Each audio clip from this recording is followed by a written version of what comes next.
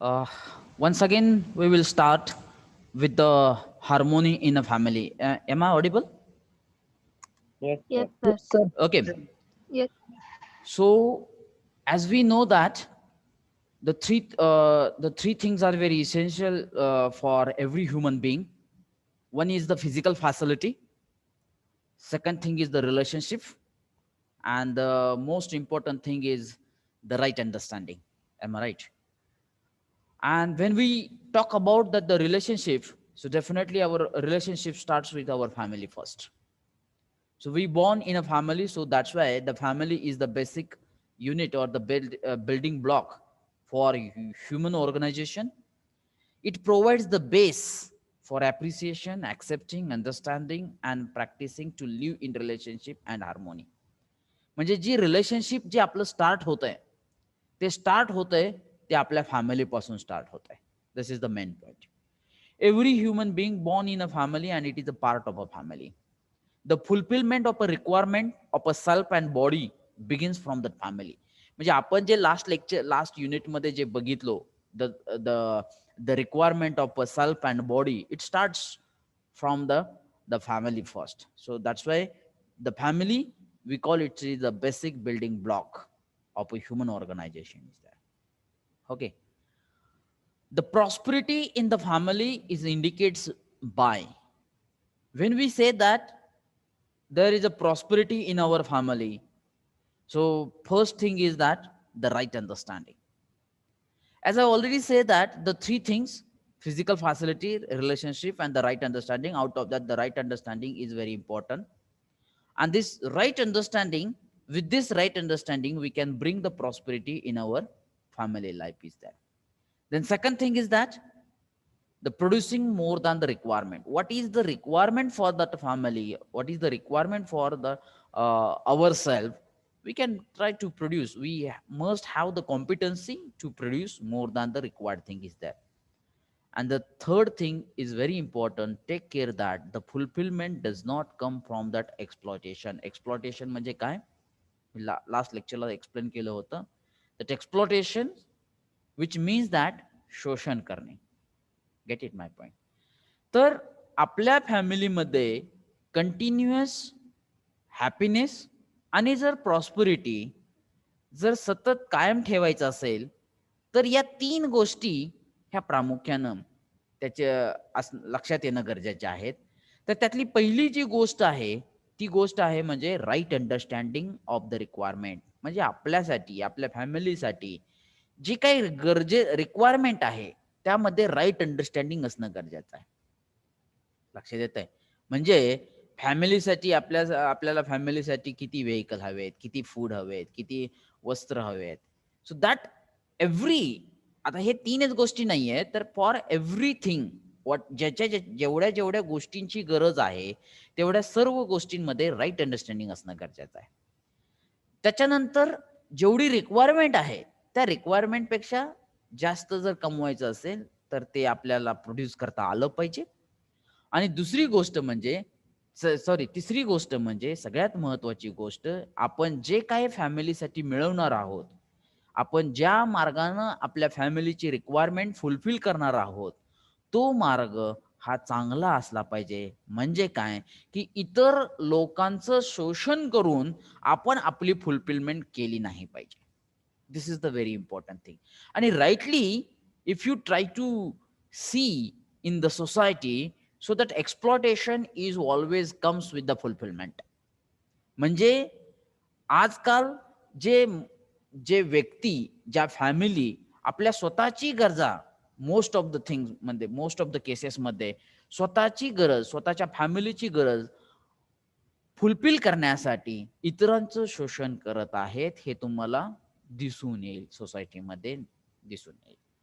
तर ते ज्यावेळेस तसं असेल त्यावेळेस डेफिनेटली जर तुम्ही इतरांचं शोषण करून स्वतःची फुलफिलमेंट करत असेल, रिक्वायरमेंटची फुलफिलमेंट करत असेल तर डेफिनेटली तुम्ही कधीच कंटिन्युअस आनंदी आणि प्रॉस्पेरिटीमध्ये राहणार नाही. हे तेवढंच खरं आहे.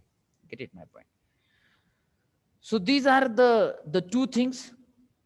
Okay.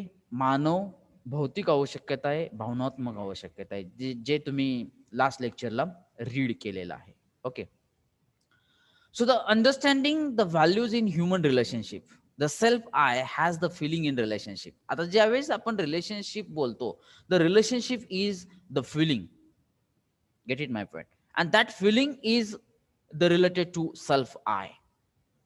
These feelings are between I of one with I of other. हे जे काही आपण रिलेशनशिप म्हणतो, आपल्या फॅमिलीमध्ये असेल किंवा सोसायटीमध्ये असेल, जे काही रिलेशनशिप म्हणतो, तर ते रिलेशनशिप हे फक्त आय आणि आय मध्ये रिलेशनशिप आहे. मग हे आय आणि आय म्हणजे काय? The I means self. First I म्हणजे self and second I is nothing but the other human beings. Get it, my point? But the fact is that the relationship is not related to the body, it is related to the I only. These feelings are definite and they can be identified with the definiteness. म्हणजे ते feeling त्यांच्या जागेवरती आहे आणि ते आपल्याला ओळखता आलं पाहिजे. म्हणजे आपले वडील असेल, वडील ते रिलेशनशिप आहे, डिफायनाइट आहे, ते ओळखता आलं पाहिजे. आई रिलेशनशिप आहे, ओळखता आले पाहिजे. मित्र रिलेशनशिप आहे, ओळखता आलं पाहिजे. Gate it my point? In any relationship there is a need of a mutual happiness. आता ज्या वेळेस आपण रिलेशनशिप म्हणतो, रिलेशनशिप म्हणजे it is the the relationship with I and that I. I means self I and that other I. मग ज्यावेळेस आपण म्हणतो की आपलं रिलेशनशिप आहे, याचा अर्थ त्या दोन्हीही आय मध्ये कंटिन्युअस हॅपीनेस पाहिजे. आणि ज्यावेळेस त्या दोन्हीही आय मध्ये कंटिन्युअस हॅपीनेस असेल, तर त्याला म्हटलं गेलेलं आहे म्युच्युअल हॅपीनेस. जर त्या दोन आय पैकी एक म्हणजे तो स्वतःचा आय आहे, सेल्फ आहे, आणि दुसरा म्हणजे अदर ह्युमन बिईंगचा आय आहे. तात्पुरतं असं लक्षात घ्या की आपण म्हणजे सेल्फ आय अँड वडील म्हणजे दुसरा आय आहे. यांच्यामध्ये जे रिलेशनशिप आहे, गेट इट माय पॉइंट? तर ते रिलेशनशिप ज्यावेळेस आपण म्हणतो, याचाच अर्थ नॅचरली ऍक्सेप्टेबल थिंग आहे की त्या दोन्ही आय मध्ये कंटिन्युअस हॅपीनेस पाहिजे, त्यांच्यामध्ये हार्मोनी पाहिजे, तर त्यांच्यामध्ये कंटिन्युअस हॅपीनेस असणार आहे. आणि त्या दोन्ही आय मध्ये जर कंटिन्युअस हॅपीनेस असेल, तर त्याला म्हणलं गेलेलं आहे म्युच्युअल हॅपीनेस.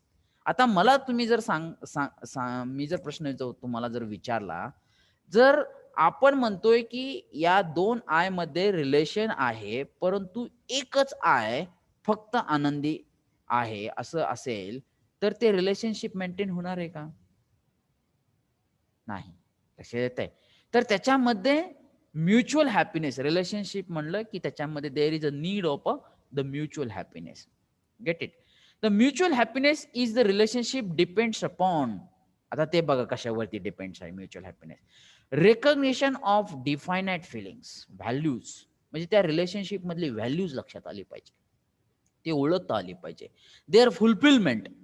मग त्या व्हॅल्यूज किंवा त्यांचे त्या रिलेशनशिपचे जे काही रिक्वायरमेंट आहे ती फुलफिल करता आली पाहिजे. And the right evaluation of a fulfilment. आणि त्याचं करेक्ट असेसमेंट करता आलं पाहिजे, त्याचं करेक्ट इव्हॅल्युएशन करता आलं पाहिजे. ज्यावेळेस या तिन्ही गोष्टी रिलेशनशिपमध्ये होतील, त्यावेळेस definitely there is the mutual happiness in the relationship is that. Okay, so this is the point here. So now, if you try to read that, the feeling of a relationship as the basis for harmony in that family. The harmony in the family has a primary to do with the fulfillment of a relationship between one human being and that other human being. In order to fulfill relationship, it is necessary to understand the relationship. So understand the relationship, the four important aspects. What are these four important aspects? One, relationship is between oneself, I1, and another self, I2. There are feeling in relationship in between one I1 and other I2. These feelings can be recognized, they are definite, and the fulfillment of the feeling and their what we call the right evaluation lead to that mutual happiness. ज्यावेळेस आपण relationship maintain करायचा प्रयत्न करतो, त्यावेळेस आपल्याला हे चार जे अस्पेक्ट आहेत, ते अस्पेक्ट, चार अस्पेक्ट हे प्रामुख्यानं त्याच्यावरती लक्ष देणे, त्याच्यावरती फोकस करणं हे फार गरजेचं आहे. तर त्यातला पहिला जो अस्पेक्ट आहे तो म्हणजे काय, की the relationship. Whenever we say that relationship, there is a relationship between only in between I. Second, the feeling of a relationship. मग त्यामध्ये काय फिलिंग आहे, गेट इट, ते आपल्याला लक्षात येणं गरजेचं आहे. The feelings can be recognise, ते ओळखता आलं पाहिजे. ते फिलिंग्स डेफिनाइट आहे, ते लक्षात येणं गरजेचं आहे, ते ओळखता आलं पाहिजे. आणि त्याचं फुलफिलमेंट, चौथा पार्ट म्हणजे त्याची फुलफिलमेंट होणं गरजेचं आहे, त्याचं राईट इव्हॅल्युएशन होणं गरजेचं आहे. आणि त्या फिलिंग, त्या रिलेशनशिपमध्ये म्युच्युअल हॅपीनेस असणं गरजेचं आहे. So that is the point. Get it my point? So these points are very important. पण आता करंट सिच्युएशन जर बघितलं तर रिलेशनशिप मध्ये या 4 गोष्टींचा अभाव आहे. आता तो अभाव कसा आहे मी तुम्हाला सांगतो. आपलं रिलेशनशिप घ्या, स्वतः स्वतः पहिल्यांदा इन्व्हेस्टिगेट करा, स्वतः अनालिसिस करा. आपलं रिलेशन घ्या. मग आपलं रिलेशनशिप कसं, कुणाबरोबर आहे, की बाबा वडिलांबरोबर आहे, आई बरोबर आहे, भावाबरोबर आहे, बहिणीबरोबर आहे, मित्रांबरोबर आहे किंवा इतर काही नातेवाईक असतील. मग आपल्याला पहिल्यांदा ते रिलेशनशिप हे आय आणि आय मध्ये असलं आहे हे लक्षात येणं गरजेचं आहे. त्यानंतर त्यांच्यामध्ये फिलिंग आलं. ज्यावेळेस रिलेशनशिप आलं त्यामध्ये त्यांच्यानंतर फिलिंग आहे. Get it my point. त्याच्याबरोबर त्याचे एक्सपेक्टेशन्स पण आले. Gate it my point. ते ओळखता आलं पाहिजे आणि त्याचं फुलफिलमेंट करता आलं पाहिजे, राईट इव्हॅल्युएशन करता आलं पाहिजे. पण आज जर तुम्ही करंट सिच्युएशन जर बघितली तर बेसिक प्रॉब्लेम तो पहिल्या पॉइंट मध्येच आहे. आय आणि आय मध्ये रिलेशन नाहीये, तर ते बॉडी आणि बॉडी मध्ये रिलेशन आहे असं तुम्ही समजताय. तुम्ही म्हणजे आपण सर्वजण समजतोय. परंतु ज्यावेळेस आपण रिलेशनशिप बद्दल बोलतोय त्यावेळेस बॉडी कुठेही येत नाही. बॉडीचा पार्ट न येता तो फक्त आयशी रिलेटेड आहे हे लक्षात येणं गरजेचं आहे. आणि त्याच्याबरोबर मग ते जे काय फिलिंग्स असणार आहेत, जे काय एक्सपेक्टेशन्स असणार आहेत, त्याचा बॅलन्स ठेवणं हे गरजेचं आहे. त्यावेळेस आपल्याला म्युच्युअल हॅपीनेस दिसतोय. पण आजकाल जर बघितलं तर भावाभावामध्ये भांडणं आहेत, भाऊ बहिणीमध्ये भांडणं आहेत, आई वडिलांमध्ये भांडणं आहेत. बरोबर आहे. मुलगा आईमध्ये भांडणं आहे, मुलगा वडीलमध्ये भांडणं आहेत, मित्रांमध्ये भांडणं आहेत, द्वेष आहे, राग आहे. का तर फक्त आणि फक्त आपण काय करत गेलेलो आहे, एक्सपेक्ट करत गेलेलो आहे. आपण स्वतःवरून फक्त आपल्याला स्वतःला काय पाहिजे त्याच्यानुसार आपण रिलेशनशिपमध्ये फक्त एक्सपेक्टेशन वाढवलेले आहेत. लक्षात येत आहे? त्याचे फिलिंग लक्षात घेत नाहीये आपण, त्यांची रिक्वायरमेंट लक्षात घेत नाही. फक्त आपण रिलेशनशिप मधून एक्सपेक्टेशन ठेवलेले आहेत.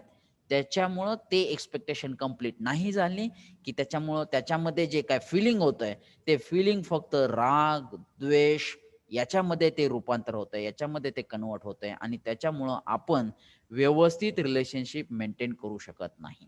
दिस is the current scenario. Get it my point? So now you please try to understand what is mean by that actual relationship and how to bring that, how to make the mutual happiness in that relationship with these 4 aspect. When you try to think on that 4 aspect, definitely you can bring that the mutual happiness in the relationship is there, and that is important for that human organization or human being. Okay, so this is the point here.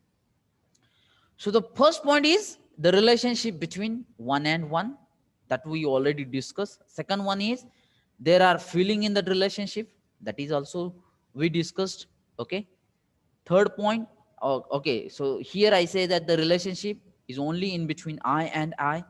We need to recognize the value in relationship, the fulfillment of that values, evaluate that fulfillment of our values, and the mutual happiness. Means we have to analyze, we have to go step by step, and we have to bring the mutual happiness in between these two I. Out of that, one is a self. Okay. These feelings can be recognized and they are defined. That things we discussed. Now, what are the feelings in that relationship? So there are total 9 feelings in the relationships are there. One is the trust. We call it a foundational value. The feeling we can also call as a values. So see that what are these 9 feelings are there, or better way, let me take that the next slide. These are the 9 feelings. One is the trust. Trust means vishwas. Second is the respect, samman. Third one is affection, mamta. Fourth one is a care, sneha. Am I right? Then guidance, vasalya. Then reverence, shraddha. Glory, gaurav. Gratitude, krutadnyata. And the last one is a love, we call it a prem. So these are the 9 feelings, or we call it values in the relationship. Now we need to understand these 9 values, then we can definitely maintain the proper relationship with the other human being is there. So this point is very important. These are the total 9 values in the relationship is there. Okay. So see that once again. Okay. Now the fulfillment of a feeling, आता जे काय feeling जे बघितलं आपण, जे 9 values बघितल्या, त्याची fulfilment होणं गरजेचं आहे रिलेशनशिप मध्ये. त्याचं राईट इव्हॅल्युएशन होणं गरजेचं आहे. Get it my point.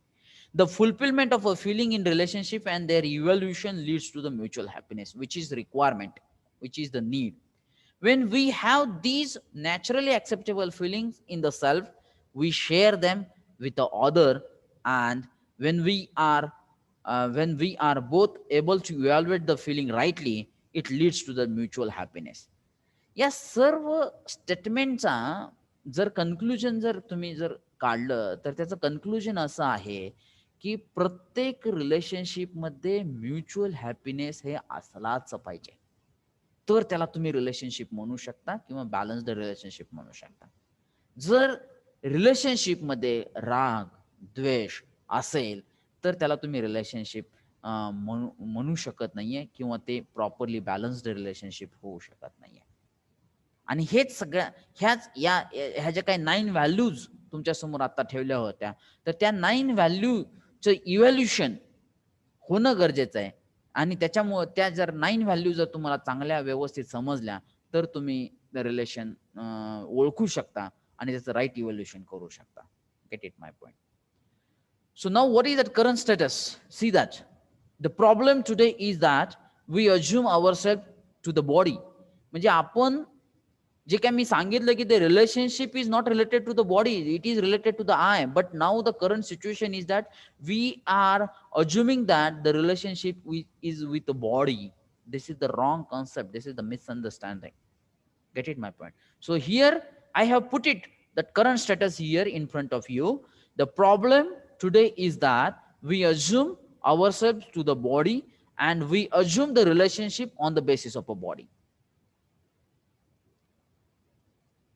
And this is the wrong concept is there, and we are trying to maintain, because of that wrong thing we are trying to or we are failed to maintain the proper relationship with other human being is that. So here I have mentioned here, we therefore fail to understand the relationship. म्हणजे आपण proper relationship ओळखू शकत नाहीये, and consequently we fail to fulfill it despite of all our good intention. जरी आपलं intention चांगलं असेल, तरी आपण रिलेशन्स बॅलन्स करू शकत नाहीये. Gate it my point. The problems are due to absence of one or more of the right feeling. त्याच्यामध्ये जे काय मी सांगितलेलं आहे की right understanding and right feeling असणं गरजेचं आहे. That is the main point, the right feeling in the self. This is that absent part is there. And we try to make up this gap by physical facility. आणि फक्त आपण physical फॅसिलिटीच्या पाठीमागं पळतोय, त्या complete करण्याच्या पाठीमागं पळतोय. Get it my point. और by trying to demand these feelings from others. आणि आपण डिमांड म्हणजे काय, की आपण फक्त एक्सपेक्ट करतोय फिलिंग मध्ये. Gate it my point. म्हणजे आपला भाऊ आहे, मग भावानं मला वाटतंय तसंच केलं पाहिजे, मला जे पाहिजे तेच केलं पाहिजे. So these are that expectation. Okay. So this rather than ensuring these feelings in our self and sharing it with others. म्हणजे आपण ते फिलिंग समजून घेत नाहीये, आपल्यामध्ये राईट फिलिंगची कमतरता आहे, आपण राईट अंडरस्टँडिंग करून घेत नाहीये. And due to that we are facing the problems in the relationship in the current status. This is the current status. Is it right? Now here purposefully I just keep this picture in front of you. Just see this picture. See their faces. These are the innocent children's. I say that innocent, but when they will be growing up, definitely what I say that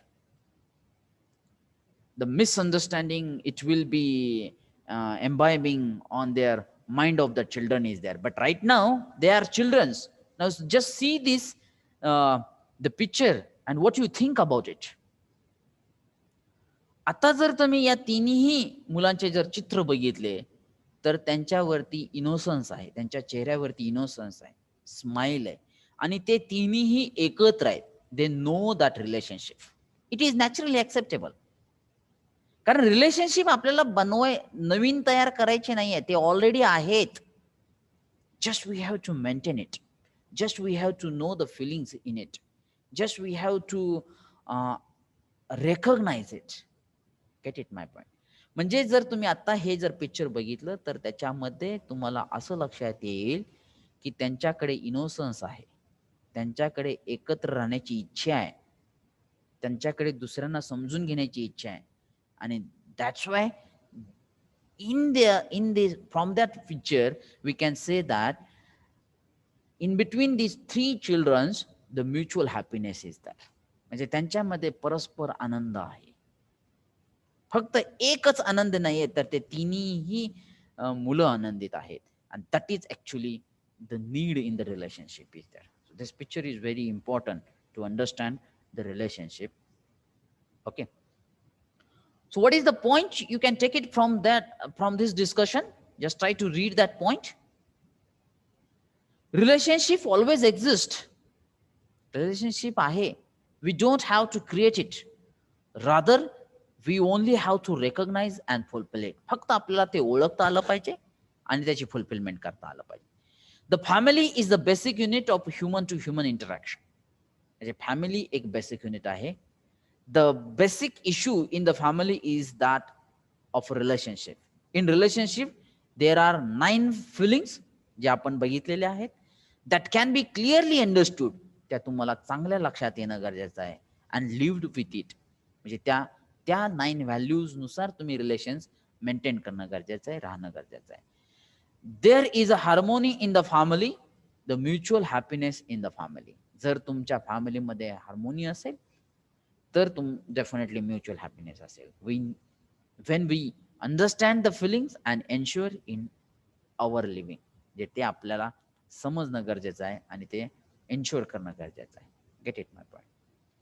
so now let's we try to discuss in detail one by one the feelings or that values. Out of that, first one is what? It's a trust. What is we called? It is the foundation value in the relationship. विश्वास. आणि इथंच आपण fail ठरतोय, पहिल्या values मध्येच आपण fail ठरतोय बघा. कारण आज आपण जे म्हणतो की विश्वासार्थ रिलेशनशिप असणं गरजेचं आहे, परंतु तिथंच मेन प्रॉब्लेम क्रिएट झालेला आहे. आपण दुसऱ्यावरती विश्वास ठेवला पाहिजे किंवा दुसऱ्यांनी आपल्यावरती विश्वास ठेवला पाहिजे, असं आपलं बिहेवियर असणं गरजेचं आहे, असं आपलं थॉट असणं गरजेचं आहे. Get it my point. That's why the trust is called as a foundation value in a relationship. रिलेशनशिपचा हे एक पाया आहे, बेस आहे. Get it my point. Which is called as a trust. Okay, विश्वास. Now we will explore that first feeling, which is the foundation feeling, value, relationship, feeling of a trust. Trust असणं गरजेचं. Get it my point. आता नेमका trust नेमका कसा ओळखायचा, ते आहे का नाही कसं चेक करायचं, that we are going to discuss now. Trust is to be assured that the other intends to make me happy and prosperous. म्हणजे ज्यावेळेस ट्रस्ट असेल आपल्या रिलेशनशिप मध्ये, त्यावेळेस आपलं इंटेन्शन हे असं असणार आहे की जो दुसरा आय आहे, दुसरं ह्युमन बिईंग आहे, दुसरा मानव आहे, तो सुद्धा आपल्याला हॅपी आणि प्रॉस्परस ठेवू इच्छितो.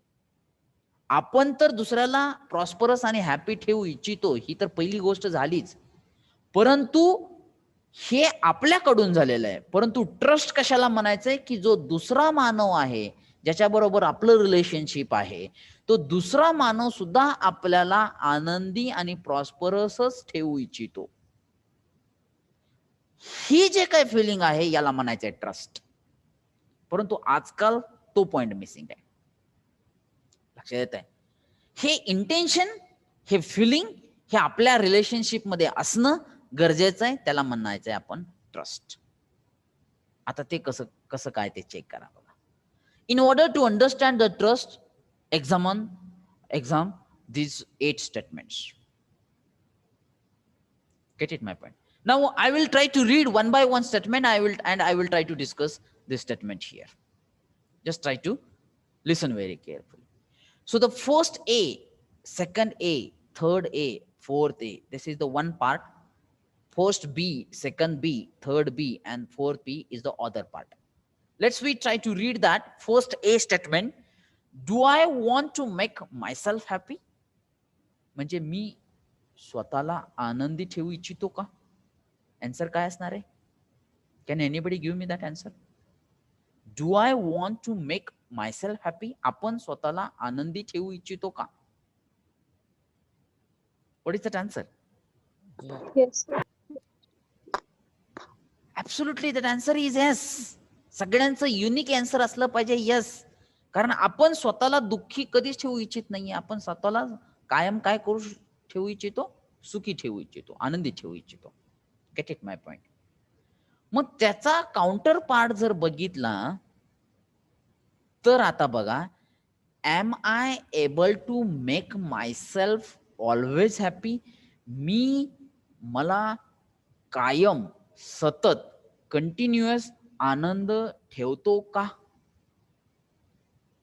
आता आन्सर सांगा काय असेल ते. इथं आता क्वेश्चन मार्क आहे. मी तिथं काय म्हणतोय? Always happy. येस, माझी इच्छा आहे की मी कायम आनंदी राहिलं पाहिजे. त्याच्यासाठी माझी प्रत्येक ऍक्टिव्हिटी असणार आहे. परंतु आपण कायम स्वतःला आनंदी ठेवतो का? Am I able to make myself always happy? इथं क्वेश्चन मार्क येतोय. No. इथं क्वेश्चन मार्क येतोय. लक्षात येत आहे? म्हणजे जी माझी इच्छा आहे, 1A काय म्हणतोय आपण? की आपण स्वतःला कायम आनंदी ठेवू इच्छितोय. परंतु am I able to make myself always happy? इथं क्वेश्चन मार्क आहे. इथं तुमचं युनिक आन्सर येस येणार नाहीये. लक्षात येत आहे? आता जर तुम्ही दुसरा क्वेश्चन जर वाचला, दुसरं स्टेटमेंट जर वाचलं, do I want to make the other happy? आपण दुसऱ्याला सुखी ठेवू इच्छितो का? Definitely yes. Naturally acceptable thing आहे. बरोबर आहे? म्हणजे आपण दुसऱ्याला कधी दुःखी करू इच्छित नाहीये. लक्षात येते? आपलं इंटेन्शन कधी दुसऱ्याला दुःख देण्याचं नाहीये. आपण कायम नॅचरली ऍक्सेप्टेबल जर थिंग असेल तर ते दुसऱ्याला पण आपण कायम सुखी बघू इच्छितो, ठेवू इच्छितो. जे आपली इच्छा तर प्युअर आहे, इंटेन्शन तर आपलं प्युअर आहे की दुसरा पण आनंदी राहायला पाहिजे. लक्षात येते? जर तुम्ही स्वतःचं सेल्फ इन्व्हेस्टिगेशन केलं तर तुम्हाला असं कधीच वाटत नाहीये की दुसरे पण दुःखी असले पाहिजे, आपणच फक्त आनंदी असलं पाहिजे आणि दुसरी दुःखी असली पाहिजेत. No, it's not like that. लक्षात येत आहे? म्हणजे दुसऱ्या स्टेटमेंटचं जर आन्सर जर तुम्हाला विचारलं तर काय येईल answer? Do I want to make that other happy? Can anybody give me that answer? Yes, sir. Yes. हे पण आन्सर युनिक असणार आहे. येस, नॅचरली ऍक्सेप्टेबल थिंग आहे. आता तुम्ही त्याचा काउंटर पार्ट जर वाचला, am I able to make the other always happy? मी दुसऱ्याला सतत आनंदी ठेवतो का? No. बघा ना, लक्षात येत आहे? म्हणजे माझी इच्छा तर आहे पण आपण दुसऱ्याला आनंदी ठेवू. अरे आपण स्वतःच्या आईला भरपूर वेळेस त्रास देत असतो. लक्षात, वडिलांना त्रास देत असतो, त्यांचे फिलिंग लक्षात घेत नाहीये. मग आपण दुसऱ्याला आनंदी ठेवू इच्छितो, हे तर आपली इच्छा आहे, पण आपण त्या इच्छेनुसार आपलं कंडक्ट आहे का? आपलं बिहेवियर आहे का? Am I able to make that other always happy? पुन्हा इथं क्वेश्चन मार्क आला बघा. काउंटर पार्टला क्वेश्चन मार्क आहे. Get it my point? आता हे जे काही क्वेश्चन्स इथं मी ठेवलेले आहेत त्याच्यावरून तुम्हाला ट्रस्ट लक्षात येणार आहे, विश्वास लक्षात येणार आहे. त्यानंतर तिसरा क्वेश्चन तुम्ही वाचा. Does the other want to make himself और हरसेल्फ हॅपी? म्हणजे डज द अदर, दुसरे व्यक्ती स्वतःला आनंदी ठेवू इच्छितात का? What is your answer? Does the other wants to make himself और हरसेल्फ हॅपी, म्हणजे दुसरा मानव स्वतःला आनंदी ठेवू इच्छितो का? What is the answer? Yes. Absolutely yes. कारण कोणीच कोणाला दुःखी ठेवू इच्छित नाहीये. सगळ्यांना वाटतं की आपण स्वतः आनंदीच राहिलं पाहिजे. म्हणजे does the other wants to make himself और हरसेल्फ हॅपी, म्हणजे दुसरा मानव स्वतःला कायम आनंदी ठेवू इच्छितोच. This is the unique answer is yes. Is the other able to make himself और हरसेल्फ ऑलवेज हॅपी, मग आता जो काही दुसरा मानव आहे तो कायम स्वतःला आनंदी ठेवतो का? इथं पण क्वेश्चन मार्क आहे. सांगू शकत नाही आपण. बरोबर आहे. आपण इथं आन्सर देऊ शकत नाहीये, कारण दुसरा जो मानव आहे तो स्वतःला आनंदी ठेवतोय का? That I don't know. तो आपल्याला कसं माहित असणार आहे? इथं क्वेश्चन मार्क आहे. लक्षात येत आहे? आता जर तुम्ही चौथा स्टेटमेंट वाचला, does the other want to make me happy, आता इथं तुम्हाला लक्षात येणार आहे, does the other want to make me happy, दुसरा व्यक्ती आपल्याला आनंदी ठेवू इच्छितो का? काय आन्सर असणार आहे? No. एक्सपेक्टेड आन्सर हे नोच आहे. ऑल ह्युमन बिईंगचं एक्सपेक्टेड आन्सर नो आहे, कारण आपला ट्रस्ट कमी आहे, आपला विश्वास कमी आहे. लक्षात येत आहे मी काय म्हणतोय ते? आणि इथं तुम्हाला ह्या चौथ्या स्टेटमेंटला तुम्हाला ते लक्षात येणार आहे की दुसरा मानव आपल्याला आनंदी ठेवू इच्छितो का, याच्यावरती आपल्या मनामध्ये क्वेश्चन मार्क आहे. म्हणजे तिथं विश्वासाचा संबंध येतोय. आणि त्यानंतर तुम्ही काउंटर पार्ट जर वाचला, is the other able to make me always happy, म्हणजे दुसरा मानव आपल्याला कायम आनंदी ठेवतो का? ह्या बी पार्ट वरती तर प्रत्येकच क्वेश्चनला क्वेश्चन मार्क आहे. परंतु ए पार्ट जर बघितला तर या ए पार्ट मध्ये पहिल्या 3 क्वेश्चनला युनिक तुमचं आन्सर येतं यस, परंतु चौथ्या क्वेश्चनला आन्सर युनिक यस येत नाही. Gate it my point? So what is the problem? Now just try to see that what is that next point is that the question number 1a to 4a related to the natural acceptance intention. आपला जो question number 1a to 4a जो आहे ना, हा natural acceptance आहे. आपण स्वतःला आनंदी ठेवू इच्छितो, आपण दुसऱ्याला आनंदी ठेवू इच्छितो, दुसरा स्वतःला आनंदी ठेवू इच्छितो आणि दुसरा मला पण आनंदी ठेवू इच्छितो. हे नॅचरली ऍक्सेप्टेबल थिंग आहे. Get it my point? पण नॅचरली ऍक्सेप्टेबल थिंग वरती सुद्धा चौथ्या क्वेश्चन वरती आपला क्वेश्चन मार्क आहे. The question number 1b and 4b related to the competence, ability. बरोबर आहे. आता क्वेश्चन नंबर ए चा जो काय पार्ट आहे तो नॅचरली ऍक्सेप्टेबल थिंग आहे, परंतु बी चा जो काय पार्ट आहे ती कॉम्पिटन्स आहे, क्षमता आहे, त्याची ॲबिलिटी आहे. म्हणजे मी स्वतःला आनंदी ठेवू इच्छितो का किंवा ठेवतो का, ही माझी स्वतःची ॲबिलिटी आहे, माझी कॉम्पिटन्सी आहे. त्यानंतर am I able to make that other always happy, ती सुद्धा माझी कॉम्पिटन्सी आहे, माझी ॲबिलिटी आहे. मी इतर मानवांना आनंदी ठेवतो का किंवा इतर मानव मला आनंदी ठेवतात का, ही ॲबिलिटी आहे. लक्षात येते? म्हणजे ए पार्ट जो आहे ते प्युअर इंटेन्शन आहे. म्हणजे मला आनंदी राहायचंय, मला दुसऱ्याला पण आनंदी ठेवायचंय, दुसऱ्यानी पण मला आनंदी ठेवायचंय, हे इंटेन्शन आहे, हे प्युअर आहे, नॅचरली ऍक्सेप्टेबल आहे. परंतु जर हे चौथा बी पार्ट जर बघितला तर हे कॉम्पिटन्स आहे, क्षमता आहे, ॲबिलिटी आहे. Is it right? So try to differentiate these A part and the B part is there. So A part is related to the natural acceptance, it is the intention, and the B part is the competence, ability. मग आता जर बघितलं तर ए part मध्ये पहिल्या 3 साठी तुमचं answer yes आलं होतं, कारण ते नॅचरली ऍक्सेप्टेबल आहे, इंटेन्शन वरती डिपेंड आहे, येस आहे. परंतु बी पार्ट वरती कायम तुमचा क्वेश्चन मार्क राहिलेला आहे. म्हणजे तुमचा डाऊट हा कॉम्पिटन्स वरती आहे, ॲबिलिटी वरती आहे. That is the point. Gate it my point.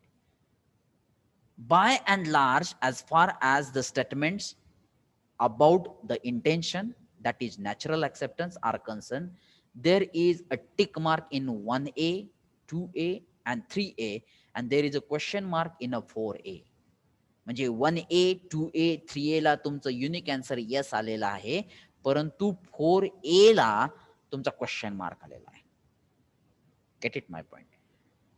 When we look at the competence part B, the ability, there is a question mark right from the beginning. There is a question mark to 1B, 2B, 3B and 4B. Big question mark. Are you get it my point? Sir, तर त्याच्यावरून तुम्हाला आपला trust काय आहे हे लक्षात येणं गरजेचं आहे. The distinguish between that intention and the competence. आता ते जे काय मी सांगितलं, याच्यापूर्वी मी जे काय बघितलं, ए पार्ट जो आहे ते आपलं इंटेन्शन आहे, नॅचरल ऍक्सेप्टन्स थिंग आहे. बी पार्ट जो आहे तो कॉम्पिटन्स आहे. ऍक्च्युअली एक्सपेक्टेड आन्सर हे दोन्ही पार्ट साठी यस असणं गरजेचं आहे, तर आपण म्युच्युअल हॅपीनेस रिलेशनशिप मध्ये आणू शकतोय. हे यस असणं गरजेचं आहे, परंतु ते यस नाहीये, ही तेवढंच फॅक्ट आहे. आता ते कसं काय करायचं बघा. आता जसं बघितलं की पार्ट ए हा नॅचरल ऍक्सेप्टन्स आहे, इंटेन्शन आहे, लक्षात येत आहे. आणि पार्ट बी ही कॉम्पिटन्स आहे, क्षमता आहे, ॲबिलिटी आहे. आता नेमकं इंटेन्शन म्हणजे काय आणि कॉम्पिटन्स म्हणजे काय, क्षमता म्हणजे काय, ते थोडंसं क्लिअर करूया पहिल्यांदा आपण. The distinguish between the intention and the competence. Now if we try to analyse your own response, many things will get clear. आता जे काय मी 8 क्वेश्चन तुमच्या समोर ठेवले होते, जे 2 पार्ट मध्ये डिवाइड झाले होते, ए आणि बी मध्ये. ए पार्ट हा इंटेन्शन बेस्ड आहे आणि बी पार्ट हा कॉम्पिटन्स बेस्ड आहे. त्याचं थोडंसं अनालिसिस होणं गरजेचं आहे तुमच्या लेवलला. मग त्यामुळे तुम्हाला थोडेसे पॉइंट्स क्लिअर होण्याची शक्यता आहे. So what the things are that, you will find that while evaluating yourself, we evaluate on the basis of intention, natural acceptance. ज्यावेळेस आपण स्वतः आपल्याशी इव्हॅल्युएट करतो, ते फक्त नॅचरल ऍक्सेप्टन्स लेवल वरती इव्हॅल्युएट करतो, म्हणजे इंटेन्शन वरती इव्हॅल्युएट करतोय. म्हणजे मी मला आनंद ठेवू इच्छितो, ठीक आहे, हे नॅचरल ऍक्सेप्टन्स आहे. मी दुसऱ्याला आनंदी ठेवू इच्छितो, हे पण नॅचरल ऍक्सेप्टन्स आहे. Get it my point. म्हणजे आपण ज्यावेळेस स्वतःचं इव्हॅल्युएशन करतो, त्यावेळेस आपण स्वतःचं इव्हॅल्युएशन हे इंटेन्शन बेस्ड करतो, नॅचरल ऍक्सेप्टन्स बेस्ड करतो.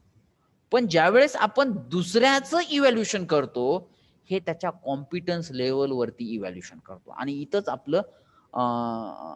आपण सर्वजण चुकतोय. It means that you think that you are a good person as your intentions are good. म्हणजे आपण स्वतःला एक चांगला मानव समजतो आणि आपलं तसं इंटेन्शन सुद्धा काय, प्युअर आहे. Get it my point. On the other hand, when you evaluate the others, you evaluate him on the basis of his her competence. You find that he or she is not able to make you happy. म्हणजे जो लास्टचा जो question होता 4A, does other wants to make me happy, त्याला तुमचा answer no आलेला आहे.